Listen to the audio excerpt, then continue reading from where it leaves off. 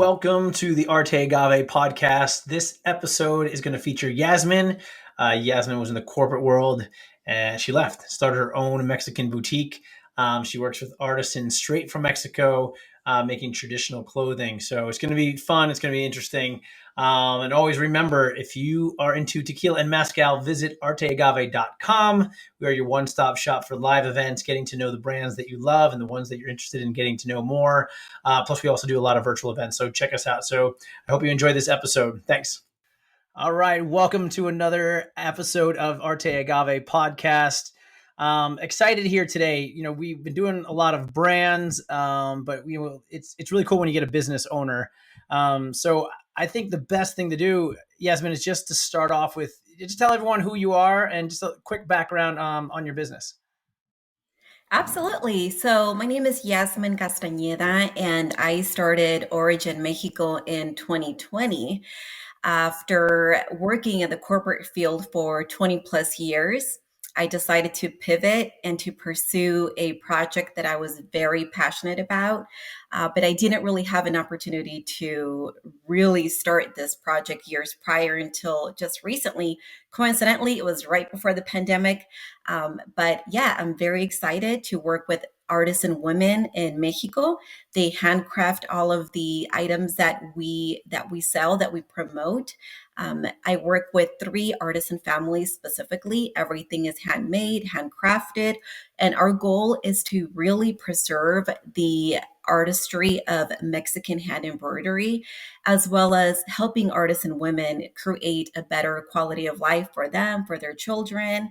And yeah, it's exciting, and I'm just very fortunate that I'm actually able to do something that I love it, and it's very fulfilling. Awesome. And I was on your website the other day. Obviously, you know, you were part of Arte Agave in the past. This business that you have, Origin in Mexico, is pretty new. It's Is that fairly right? new, Yes. I started with an idea maybe 7, 8 years ago, but at that point, I was working as a corporate strategist for a real estate firm, completely different to what I'm doing right now.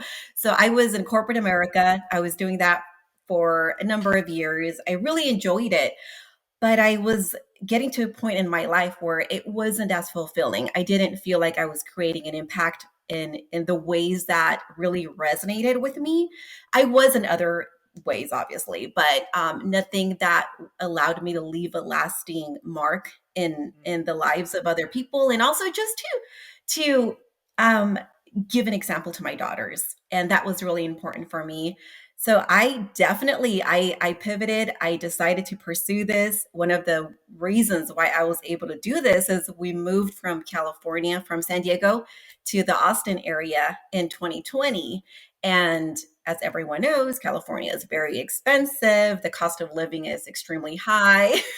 Yeah. So I wasn't able to really, I didn't have the bandwidth. I didn't have the capacity to go for it 100% until I moved to Austin, to Texas. But I really have been dreaming of doing this for a number of years. I was very fortunate to travel when I was younger. And then also in my early 20s, I had amazing travel experiences in Mexico. And that's how I really sort of found the love of connecting with artisans, getting to know them as persons, as people, and to really just understand their specific cultures, because in Mexico, every region you have a very specific dialect, a culture, an embroidery design that is gives a lot of significance to that specific region. Wow. That's cool. So you're one of the million people that moved from California down to Austin, Texas. Yes, yeah, I know. It's so funny now because initially we we were so proud of the fact that, oh yeah, we just moved, it's a new place, we love Austin, we have friends here, we're only about 2 hours away from our families in Mexico. It was a great spot for us. And within the first couple of days, my husband and I, we realized, okay, maybe let's not share that we're from California. So we both grew up in Mexico, Yeah. and I was born in California. And when I was young, my mom decided to move us to Tijuana, to Mexico. So now my husband and I, we just say that we're from Mexico, and we just kind of, Make it forget that we easier. lived 20 years. And yeah. Yeah. That's super cool. So you were born in California and then moved to Tijuana? So you Yes. So kind I of was born. yeah. Mhm. Yeah, I was born in California. I was about 3 or 4 years old when my mom decided to move us to Mexico, which is opposite to what people Yeah, do typically. Yeah, right. but she had several businesses in Mexico, and that required her to be there, have just more of a physical presence there. And I essentially grew up living in Tijuana and would travel to the States every day to Mm. go to school. Wow. And yeah, so that really allowed me to have that bicultural upbringing, where you live in Mexico, you drive to maybe 2 hours because of course there's that wait time, and you drive to San Diego every day, and that's basically our what we did every day. Wow. So how is I mean how is that being in America, living in Mexico, going to school in America is is that strange?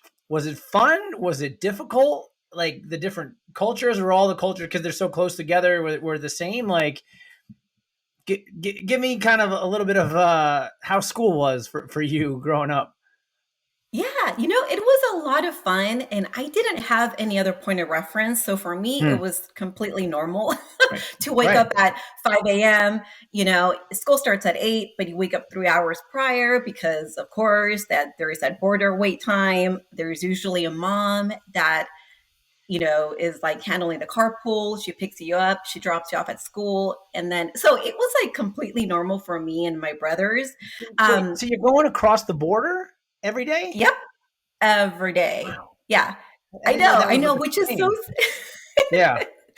when you grow up in the Tijuana San Diego border, it is definitely a thing because a lot of my friends did that, and I was raised partially in LA, so it was very normal for us to do this. And so it was amazing because you wake up and you speak Spanish, you have a Mexican breakfast, everything's in Spanish, TV news, radio, whatnot. Yeah. And within an hour, you're sort of fully immersed in a different culture. And it's interesting because without you realizing it, like your mannerisms even change. Like I realized that about Yeah. myself, like, oh, wow, I act slightly different just to be able to adapt yourself to kind of your environment in a way. Hmm. And I actually now I think it's kind of a great thing because it gives you that adaptability Yeah. factor without even Right. realizing it. But yeah, so every day you wake up, you get ready. I mean, you definitely have to wake up super early and you go to school in the States. Some of your classmates also do this, others may not. The majority don't. They live in San Diego. But there's such a high concentration of people in San Diego that do this. And it's so normal for us. I Yeah. didn't know that it was a different upbringing until we moved to Texas because Mm. we are in Austin. We're about maybe, I think we're about 4 hours away from the border here Yep. in El Paso. So a lot of people are like, wait, you grew up in Mexico, but then you studied in the States? And we're like, yep. And my husband also did the same thing, but in a Awesome. different city. I know. Yeah. Super cool. I guess I just never this is the first time I've ever heard that. I assumed if you're in one country, you go to Yeah. school in that country. I've seen like some towns going across and stuff, but not like country to country. That's super cool. Like I think Yeah. that is a lot of fun. Wow, and I'm so glad that you had a good experience with that. That's really cool. Yeah, it was fun. I mean, when I was old enough to actually take public transportation, I would do that on my own.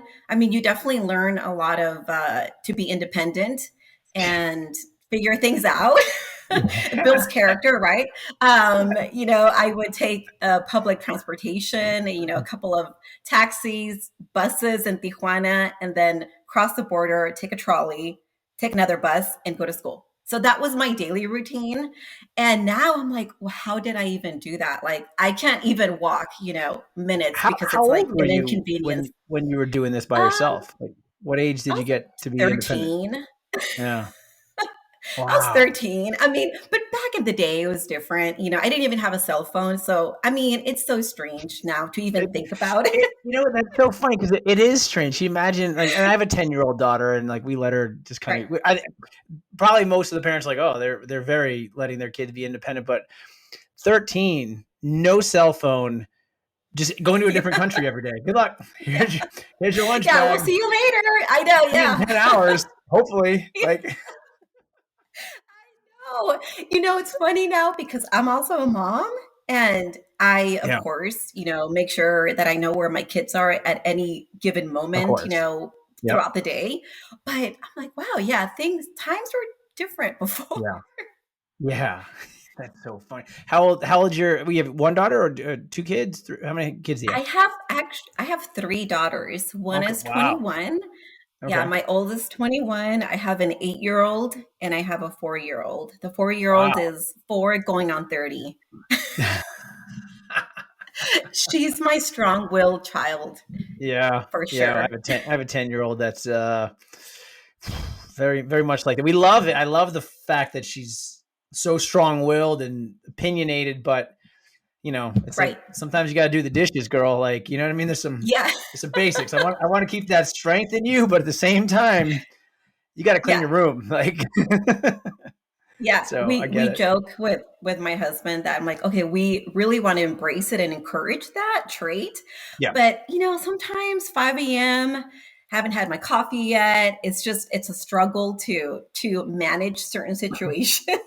And Yeah. we're like, yeah, you go girl, but not at 5 a.m.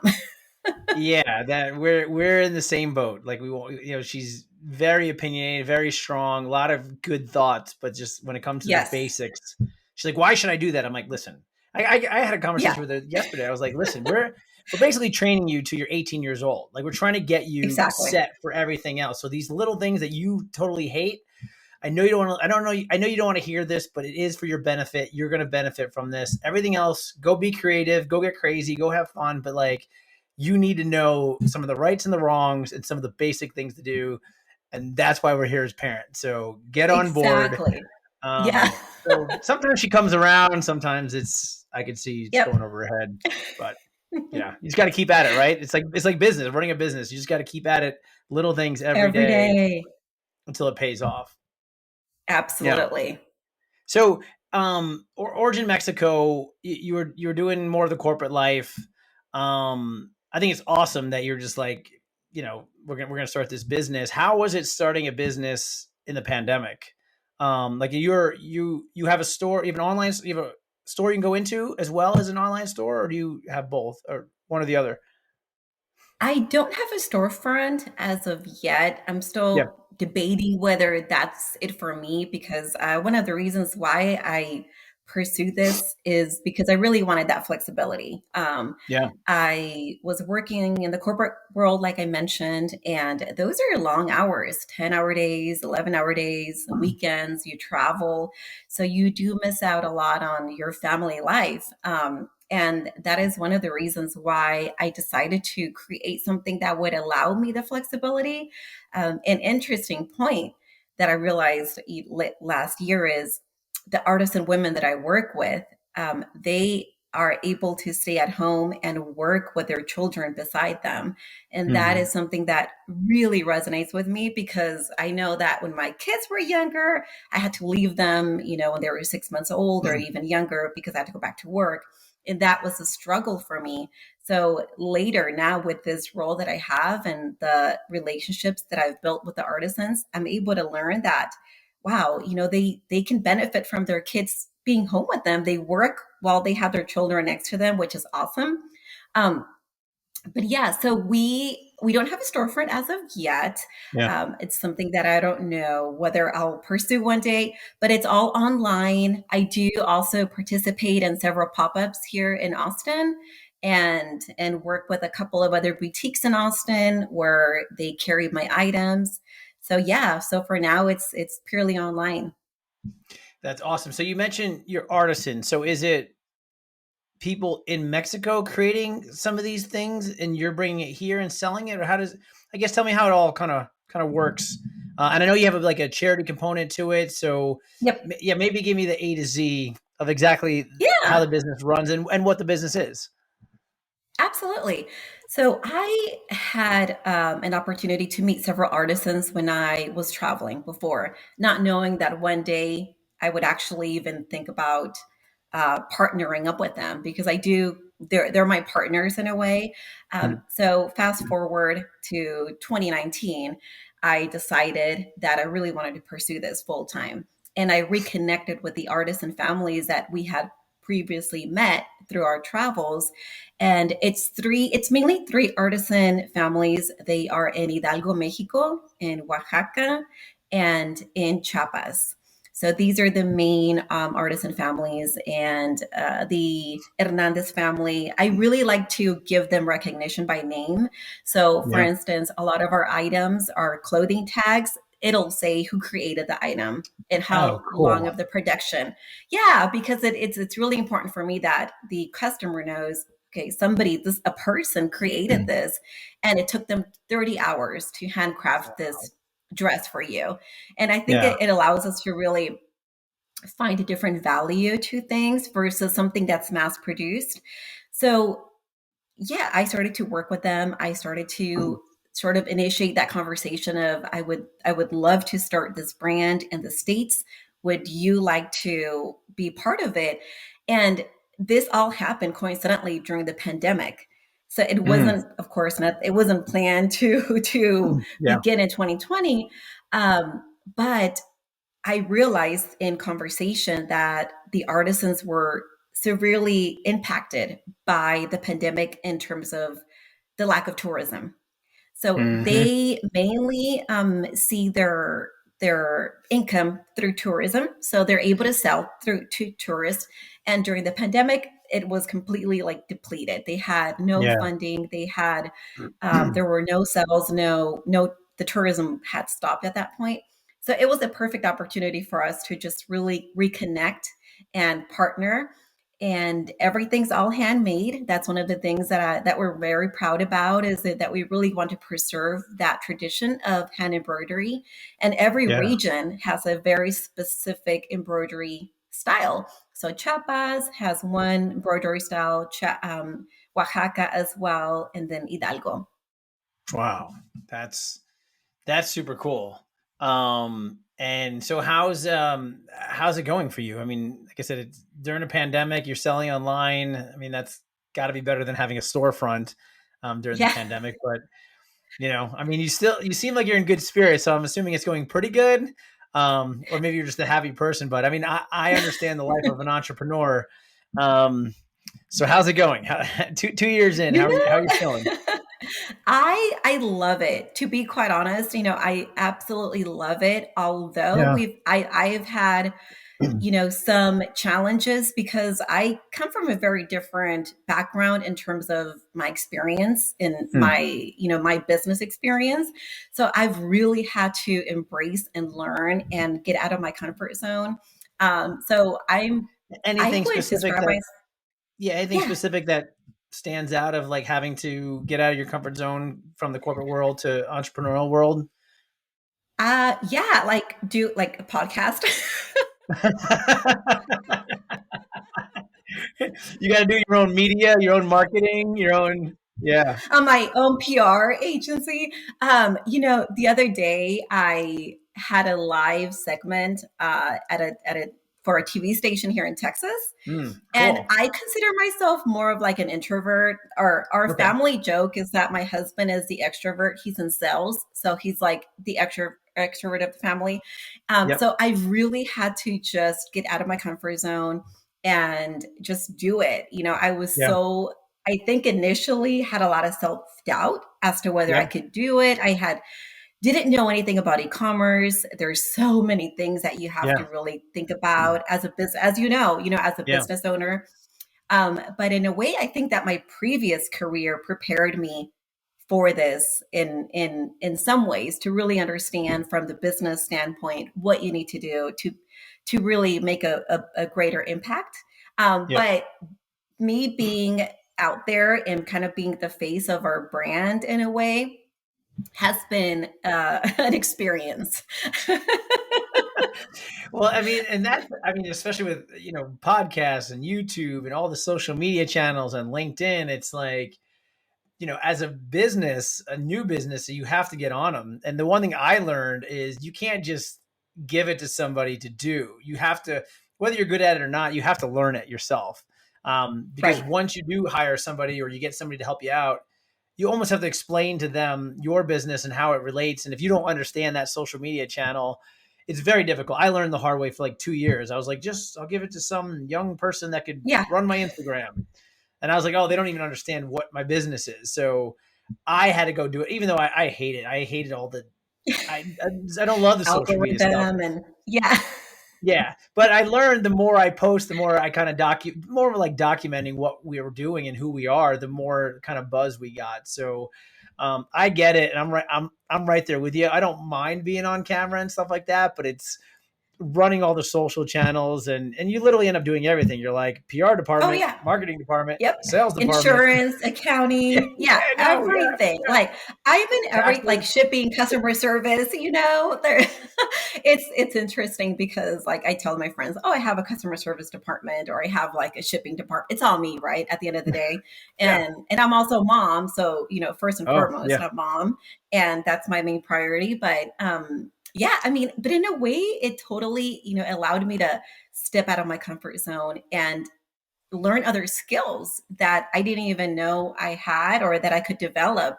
Yeah. Photography is one of them that I'm still trying to learn. I listen to Mhm. podcasts all day, just trying to Yeah. consume as much information as I Yep. can. Smart. Because yeah, I feel like I owe it to the artisan families Mm. to really improve our business, and because that in a way will improve their livelihood. If I'm successful, they're successful, and vice versa.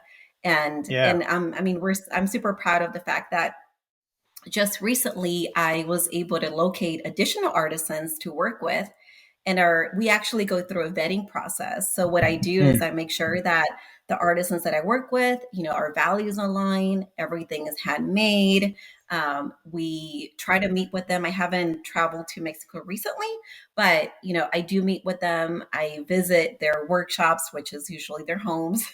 So I want to Yeah. make sure that it's full transparency on both sides, and that we both are supporting our mission and our values. Yeah. That's super cool.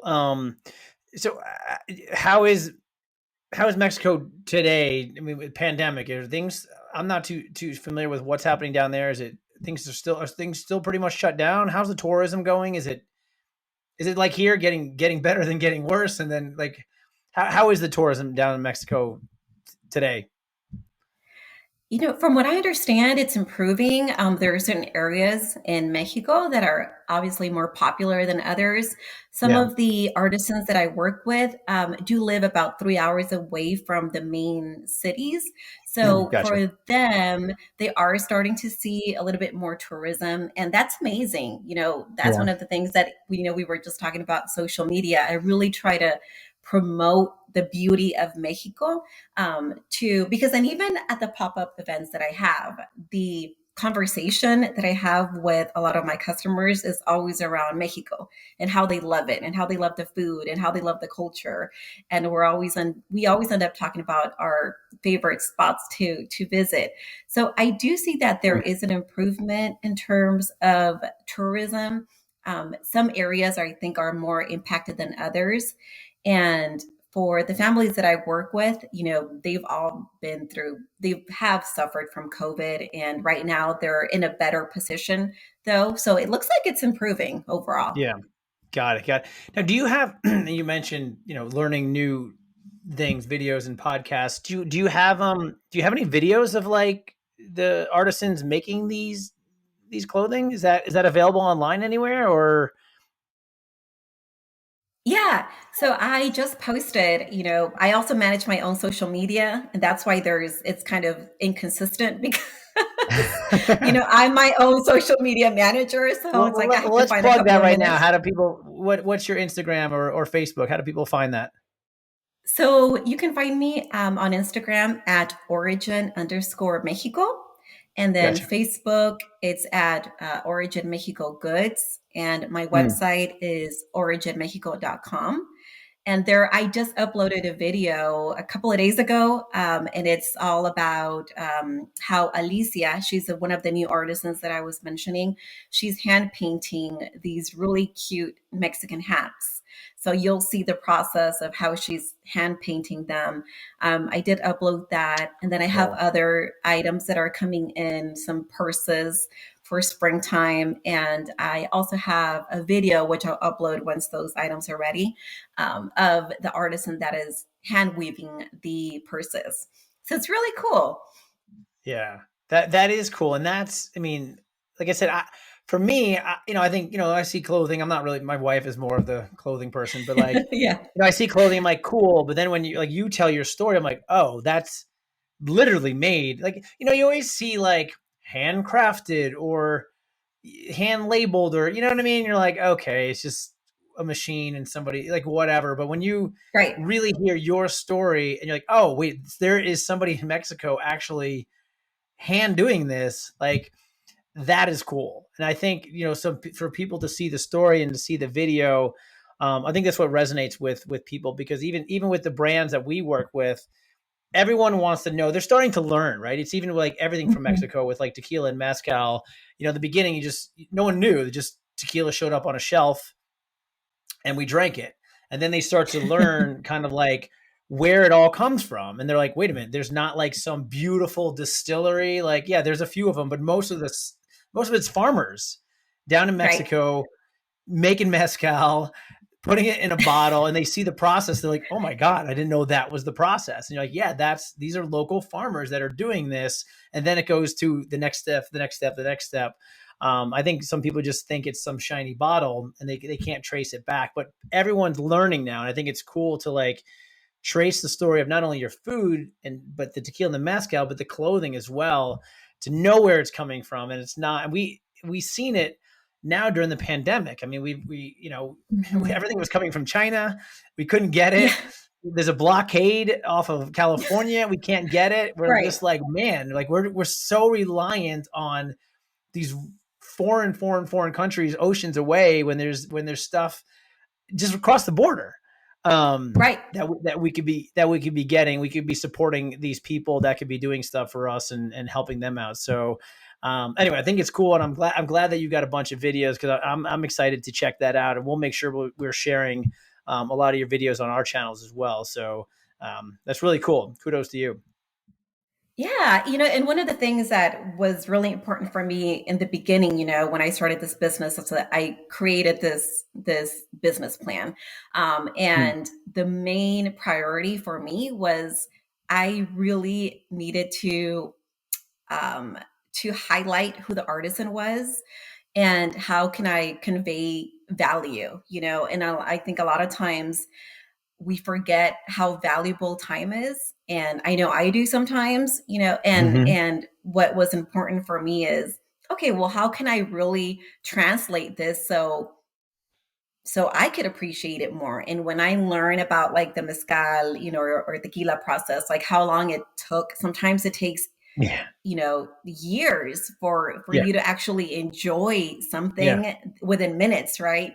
So Yep. that was very important for me when I started branding everything. I knew that I needed to attach something so when our customers received their blouse or their dress, they knew that, okay, Doña Rocio in Oaxaca created this and it took her 30 hours Yeah. to handcraft or to hand embroider. And that was extremely important. And yeah, I mean, a lot of my customers love that fact because they feel like they're connecting to the artisan. They don't even know who this person is, but there is somewhat of a connection there. Yeah. I love it. That's super, super cool. So does your husband help you with the business at all, or he's got his own thing He's going got his on? own thing. Yeah. Yeah. He likes to say that he's my like publicist or PR, like PR agent, because if he sees things like on LinkedIn, he'll tag me. Hmm. But no, he's kind of off doing his thing. My daughters, my 8-year old, funny enough, she was helping me get some packages ready the other day. So she places like the stickers on things, and then she'll ask me about the items, and it's really cool because I could actually kind of transmit some of the messaging. And while I talk about things, like I'll do Facebook Lives or Instagram Lives, and they'll hear me talk about the artisans, and then later in the night or the next day, they'll ask me about it, or they'll wear a dress and they'll actually ask me questions about it versus just putting something on because they need to go play outside. They really are curious about the process. I'm like, oh, that's Hmm. actually really cool. Um, and I also teach them, I'm a first generation Mexican American. So all my family is born in Mexico. I'm the first generation. And it's important for me that we're able to really continue the traditions and the cultures with my daughters as well. And they also know that we're not only helping the artisans share their craft, but we support the nonprofit. It's called Fundación Envía. So that was another component that was very important and special for me as well. Yeah. So this nonprofit, there's what is it? A portion of all your sales go to this nonprofit?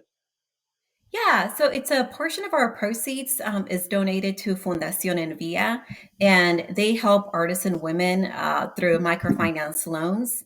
And what's Hmm. really cool about it is that aside from the loans, they give them a lot of tools and resources so they could also become financially independent. And I Wow. thought that was extremely amazing what they're doing. And it's open to anybody. Anybody can check them out. It's called Fundación Envía. And I'm actually also looking for a nonprofit in Austin where that I could support. And it's mainly just helping empower women uh, while they seek their financial independence and giving them those tools so they could be successful. That's awesome. Yeah, let me know who you find down in Austin. We always try to give back 10% of all of our events. And so if there's something local that that you have, Nice. let me know, please. I'd love to Okay. work with you. And Cool. like I said, we're always giving 10% of whatever we make is always going back to Oh, some that's charity. cool. Last year we were helping the bartenders. We worked with another rally, and we're trying to help the hospitality community that was getting pretty beat down. Hmm. Um, Yeah. so yeah, I wanted to ask you too. It's like obviously, you're Mexican American. You're bringing a lot of culture to America.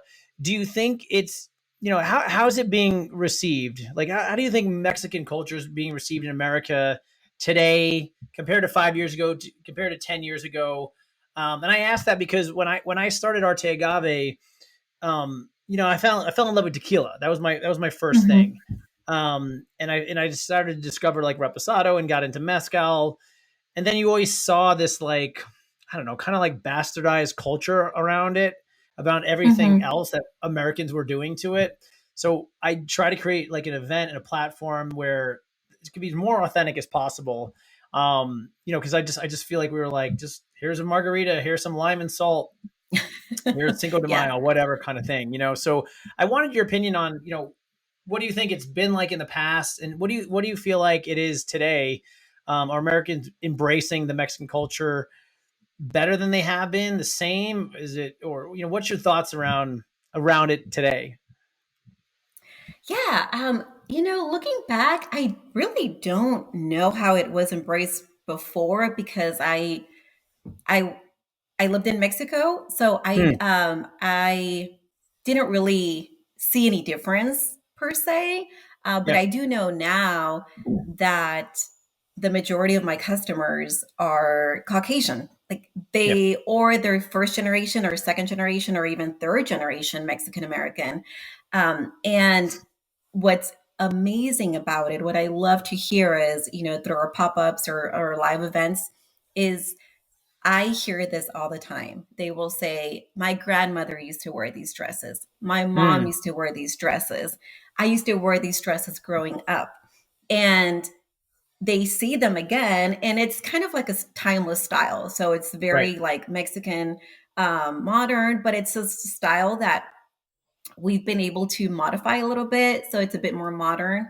um, and I love hearing these comments from our customers, so I feel like they really embrace it. Like they Yeah. love the Mexican culture, they love Mexico, they love the food, they love the drinks. And I, of course, I love Mexico, and we used to drink some mezcal in Oaxaca when my husband and I would travel. And actually, funny story, really quick. My husband and I visited Guadalajara several years ago, and coincidentally, we met Guillermo, Sousa. Hmm. Wow. We were Just actually at a randomly or boutique just randomly. really? So we were actually, yep. So we were actually at we went to Tlaquepaque in Guadalajara, and we were in this little tiny boutique hotel because I love small boutique hotels that have a lot of character. Yep. And we stayed in one, and I remember that my husband was chatting away with this older gentleman by the pool. We were in the pool, and I just said hi from distance. And the next day we saw him at the pool again. We had no idea who he was. And we started just having a great conversation, great time with him. And later in the conversation, he said, "Hey, so my name is Guillermo." And I'm my the husband's like, man. "Yeah." He's like, "Wait." He's like, "Guillermo Sousa." I'm like, "Wait, what?" And so later that evening, he was having dinner still at the hotel. He was having dinner with some of his friends that are from the States, and he invited us over to dinner. And of course, we had amazing tequila, Woof. and we were there till like 3 a.m., Woof. just chatting and Yeah. having tequila. And he had, I don't even know what I had, to be quite honest with you, but I know that it was Yeah. delicious. And it was quite an experience, because it's funny now when we mention that to some people, like, "Oh yeah, we met him, and we were drinking with him till 3 a.m. one day." And it was just like so random. That is the best. And I worked, I worked actually for some bourbon brands, and I've been around a few master distillers, and I tell people, I'm like, yeah, I was in the warehouse and we drilled into a barrel and tasted it. And people are like, what? Like you just went in with the person who makes this bourbon and Yeah. just drilled a hole and started drinking. And like, I'm like, yeah, but those are like the best stories. Like kind of like the random, just hanging out with somebody who actually is like one of the godfathers of tequila. Um, that's And really, really he has cool. a house in La Jolla in San Diego. So Hmm. that's how my husband and I, or him, started to, talk. Was he realized that we were from San Diego, and he lived in, or had a house in La Jolla at that point. But yeah, great man, just amazing conversation. And yeah, I just remember we had an amazing time. That's awesome. That's so cool. So cool. So what's next? I mean, the business, a couple years in, right? You're getting off the ground. You're learning all the everything. What's the plans for 2022? Anything major you're trying to add on to? Any more events you're trying to do? What's your game plan?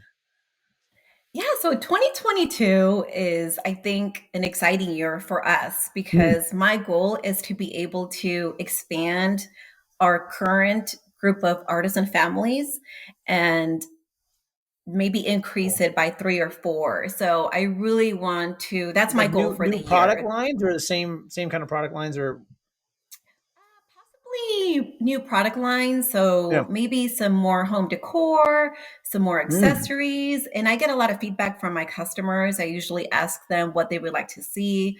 A lot of Mm. the men that attend the pop-ups, they always ask about clothing for them.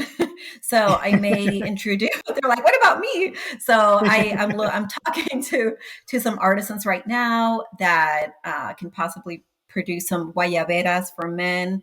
And we live in What is the that? wedding Describe that to capital. people. What Oh, is the it? guayaberas.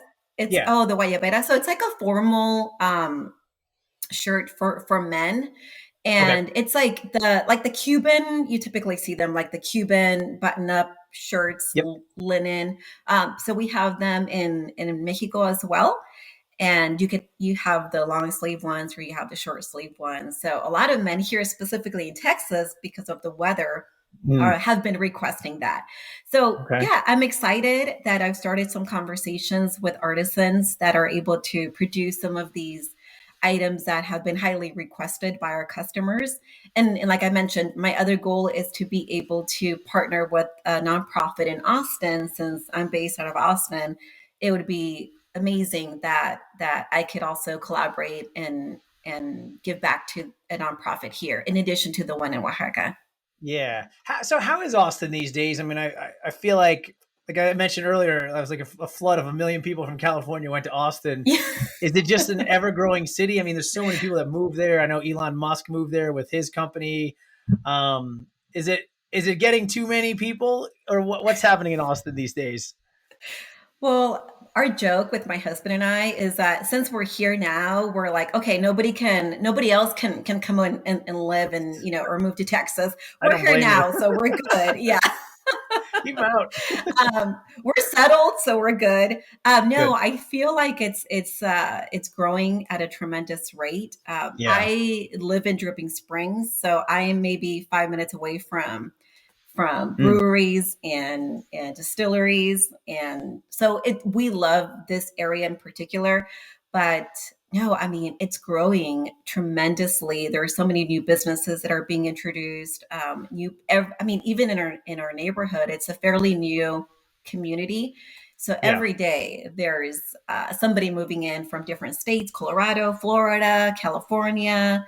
And Yeah, yeah, I mean, it's even hard to it's hard to knock it. I mean, I went there. I mean, I went there just for like a day a couple years ago because I was like, Mhm. I want to bring Arte Agave here, and then I went with a couple friends for a weekend, and they were like big football guys. So it was a couple college games, and the first thing I noticed, I was like, oh my god, everyone is so nice.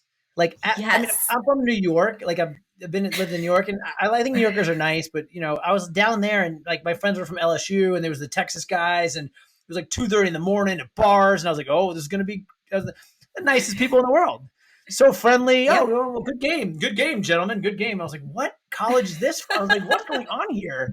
And then everywhere we Yeah. went to eat, everywhere we went to go, I was like, oh my gosh. I was like, this is like super friendly. And then when we came down for Arte Agave, I was like, Emily, I told my wife, I'm like, you got to come a few days and we got to go eat some food and hang out. And Yes. again, the hospitality, the food was amazing. It was just, and that's probably one of the problems is too. Everyone that goes to Austin comes back like, Austin's awesome. You should go to you should go to Austin. Yeah, that was our same experience as well. So we lived in San Diego, and I don't know, like our it was very refreshing to see that people here would actually make eye contact, or would Right. actually The like basics. ask you, yeah, Yeah. the basics, yeah, Yeah. ask Hi. you how your Hi. day was. Yep. Hi, I know. And they They call me honestly mean it. ma'am. That's the thing too. Is like some people say hi Yes, and they don't really mean it, genuine. or they ask you about your day. In Austin, they were like, "How's your day going?" I'm like, "Oh, it's really good." And then they would respond to that. I was like, "Oh, this is actually a real thing. This is not just Yeah, a walking by and I'm getting my coffee kind of thing. It's like a yeah. real conversation for 2 minutes." Oh, absolutely. And that was our first experience. And we just fell in love with that. I remember when we first moved in, we lived in an apartment while they built our house. And the day that my husband, he came here before we did, but he was unpacking a couple of things. A neighbor, which now we've become amazing friends, a neighbor within minutes, he asked if he needed any help. Do you need any help unpacking? And this is like, we're not used to this, right? Yeah. You're We're like, "No, like, get away. okay. What are you doing over here?" Especially me coming from Tijuana, we're like, okay, wait, you're always Right. like, okay, What do what's you going want? on here? Right. Yeah. What are you trying to get? Exactly. I don't want what you're selling. um, exactly. So my husband's like, hey, and he texted me. He said, I met this amazing family. I'm like, what? You just got there like 5 minutes ago. And he's like, no, they're amazing. And yes, I mean, then I arrived about a week after that point, and now we're best of friends. And this is 2 years ago. Awesome. And this is just it's kind of explains how people are genuine, their hospitality, they really do care about you. That's the experience that we've had.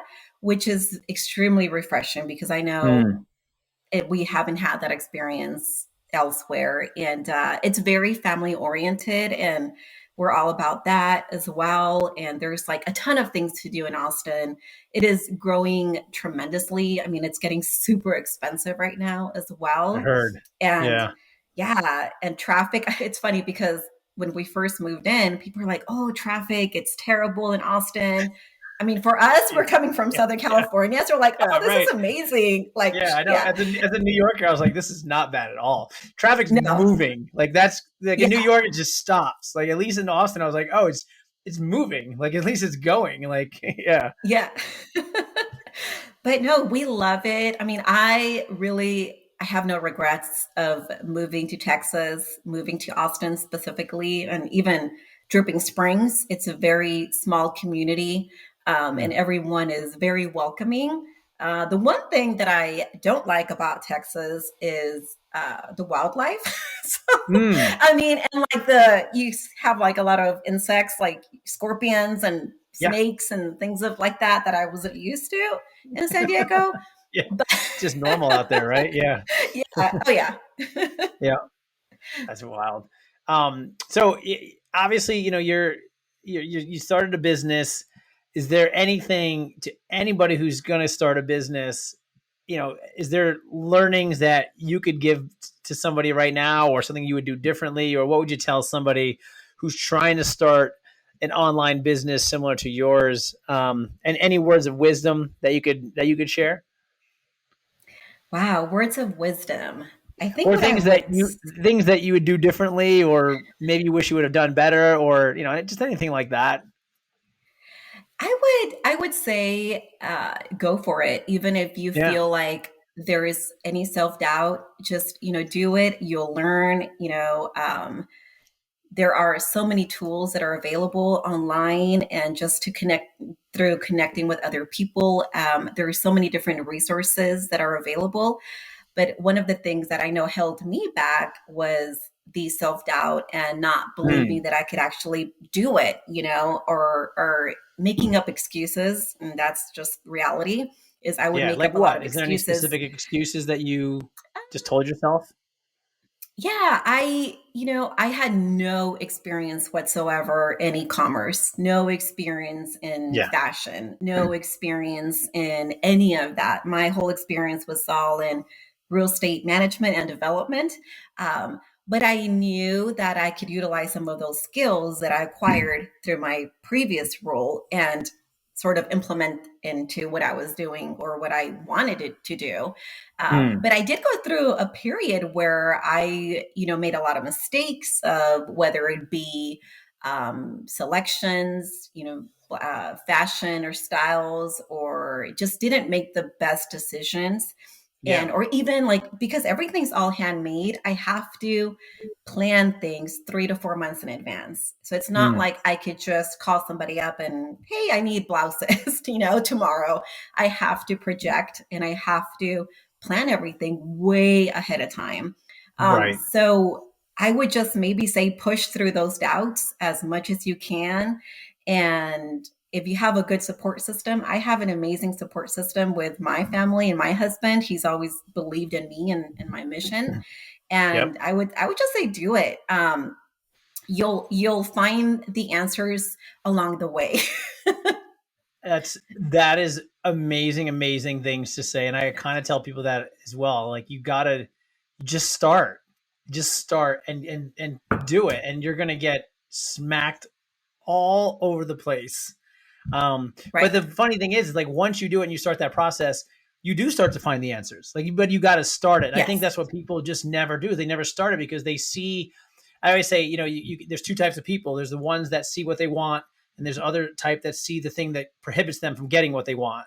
And that's the problem. The person over there is never gets started because they just keep seeing the problem. They keep seeing the problem. But if you see what you want and you start, all those things will start to come through. You'll start to problem solve. If you're a good problem solver, I hated it in the beginning, but now I kind of like it. I kind of like that. All Yeah. right, here comes a Yep. thing. We got to figure this out. My team is always like, "Oh, what is Walt doing now?" And I'm like, "We're gonna figure this out. Like, we're gonna figure this out. Like, It's a And so they challenge. all It's like, they all know now. My whole team is like, no is not an option.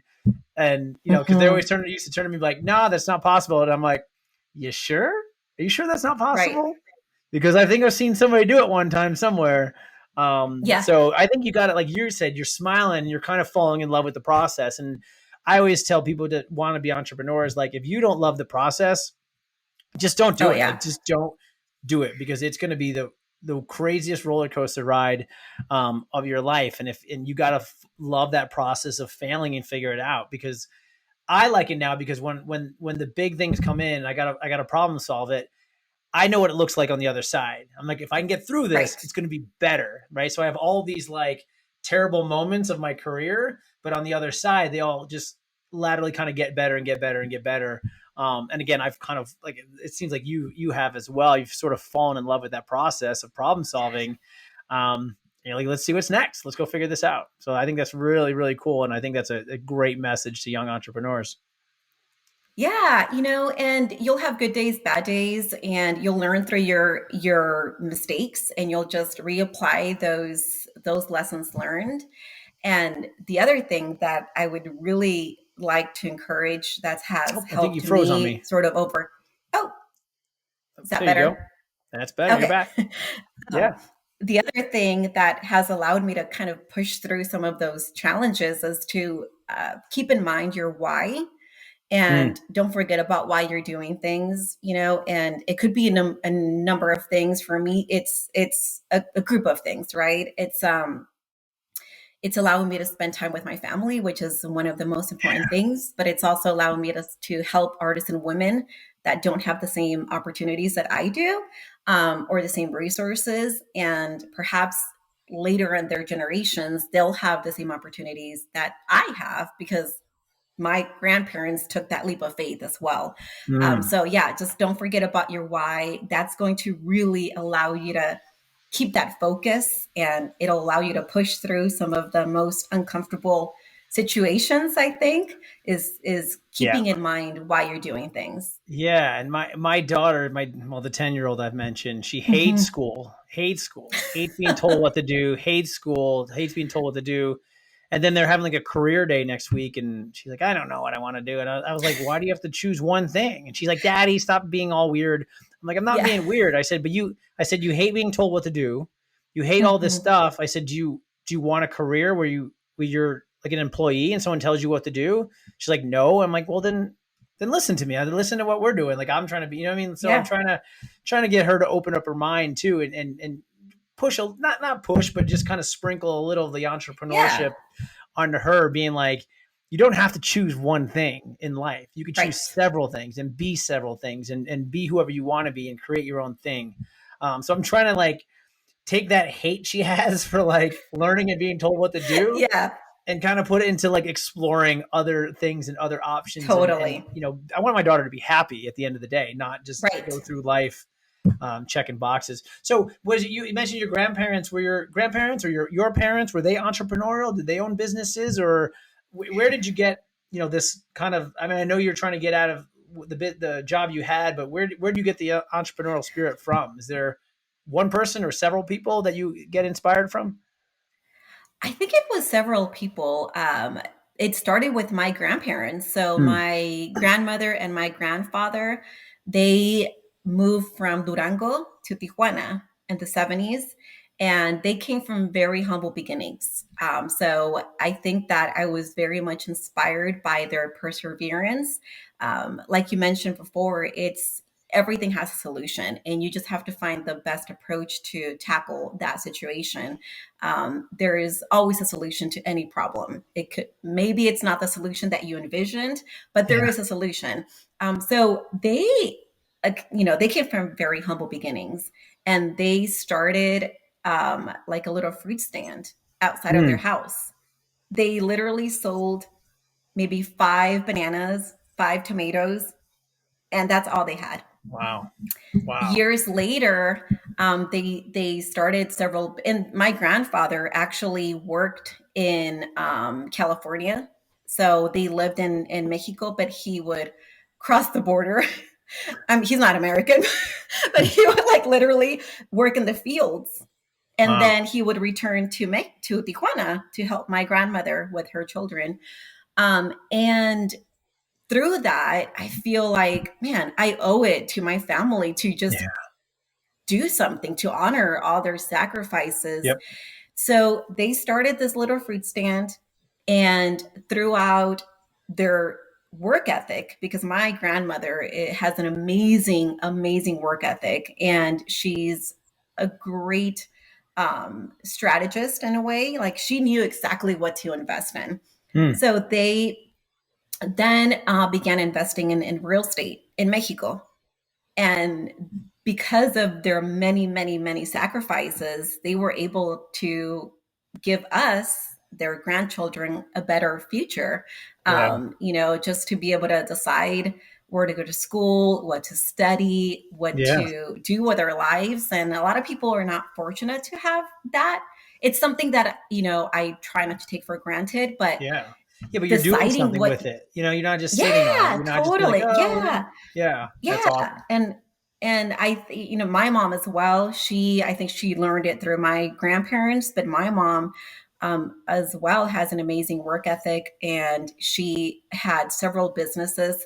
She never worked for a company, or maybe she did. Maybe she did like for a year Hmm. when I was very young. But they've always worked. They always had their own business, and Awesome. it was, I know. And I didn't know that I had this want or this desire, because I worked in real estate Yeah. for another company You for were so many surrounded years. by it for so long that it's just, So yeah. long. Yeah. Yeah. And then I know, like, something just clicked, Hmm. like when you're working your career, you don't feel fulfilled.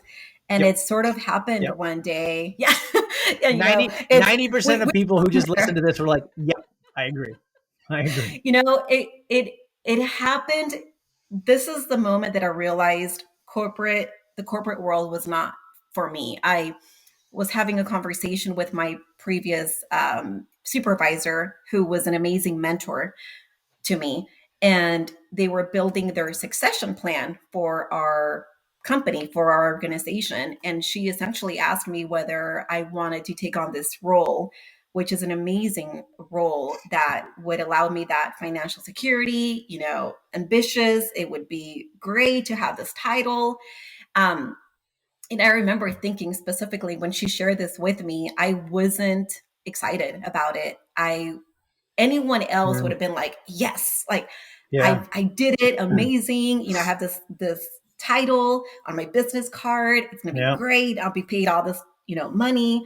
And I remember thinking, wow, this is not, I should be extremely happy right now. And I'm not. It's not, I don't envision the rest of my life Yeah. going, down this path. And Yeah. so I went home, I thought about it, I said no to this amazing opportunity. Wow. And a couple of years, like a year after that, I quit because Wow. it wasn't, yes, it's appealing to have a high paying job, and it's amazing, but I realized that it wasn't for me. Makes a lot of sense. I think a lot of people are kind of going through that right now with the pandemic. They realize they're in these unfulfilling jobs that they've Hmm. had, and they're coming through it on the other end, trying to find other things to do. Oh, Yasmin, I think you've paused again. Oh no. Are you there? Okay, let's see. Yep, I'm here. Can you hear me? Okay, I can hear you fine. Just your video. Okay. There you go. You're back. Okay. Well, listen, I appreciate. I've taken up an hour of your time. I appreciate it. I think ending the note on, you know, just start your own fruit stand. Like, just start. Like your grandparents. Like, Yes. just start somewhere. And a fruit stand led to real estate. Like a good business in real estate. Like, I think that would be my message too to even young kids. It's like you're not going to have the giant $1 billion business. Sometimes you just got to start with the fruit stand. You start with the fruit Yes. stand, and then you can learn all those little things about sales and marketing. Just start your fruit stand, and you'll never then you can see where you can go with business and life. So Yazmin, it's been really, really cool getting to know you, and I appreciate you. Again, just at the end of this, tell everyone how to find your businesses, your website, your Instagrams. Can you repeat that again? Yeah, so you can find me online at originmexico.com. On Instagram, I'm at origin_Mexico. And on Facebook, it's at Origin Mexico Goods. Awesome. Awesome. Well, again, I appreciate you. I know we're going to be talking again. I think we got to figure out that charity I want involved. And then, we'll see everybody Arte Agave, Austin, Texas, in October. I know that's like 9 months away, but I'm excited to get back to Austin. I'm excited to do the Arte Agave event with you. So thank you for this, and I appreciate your time. Thank you. Thank you so much. All right. Bye, everybody.